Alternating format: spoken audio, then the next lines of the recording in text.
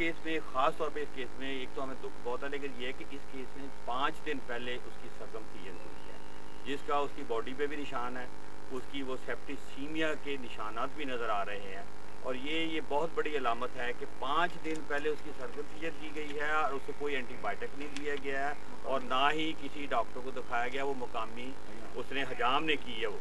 दूसरा ये है कि ये जो वायल है जिससे बच्चे को कल कतरे पिलाए गए हैं 9 बजे, उसकी डेथ तकरीबन आज सुबह 24 आवर्स के बाद हुई है। अगर किसी ये भी कंसिडर किया जाए, ये भी सोचा जाए कि अगर उसमें रिएक्शन हुआ है तो वो विद इन फ्यू मिनट्स होता है, उसी वक्त होता है, एट स्पॉट होता है, 24 घंटे बाद ऐसी कोई बात नहीं है। दूसरा ये है कि वही वायल जिससे इस बच्चे को कतरे पिलाए गए हैं, वो तकरीबन एक वायल 20 बच्चों के लिए काफ़ी होती है। इसी गली में जिस यहाँ ये बच्चा रहता है 17 और बच्चों को पिलाए गए हैं, जो कि अल्हम्दुलिल्लाह बिल्कुल ठीक ठाक है।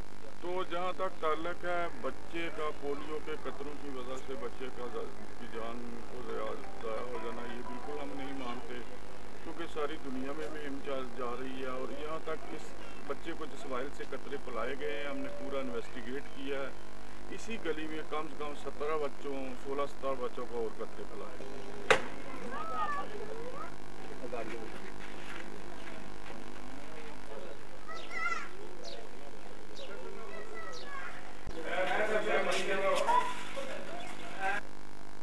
ਅਸੀਂ ਇਹ ਜਿਹੜਾ ਬੱਚਾ ਐਕਸਪਾਇਰ ਹੋਇਆ ਤੇ ਹਮਸਾਏ ਸਾਡੇ ਬੱਚੇ ਨੇ ਵੀ ਮਸਲਨ ਕਤਰੇ ਪੀਤੇ ਨੇ ਉਸੇ ਵਾਇਲ।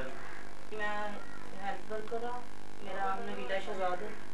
उस वार्ड च मेरे बच्चे ने कतरे पाए गए ते जिस मेरे हमसाए ने ते एक वार 20 बच्चे पाए जाते हैं कतरे। उसे वैक्सीन दे रिएक्शन होया है।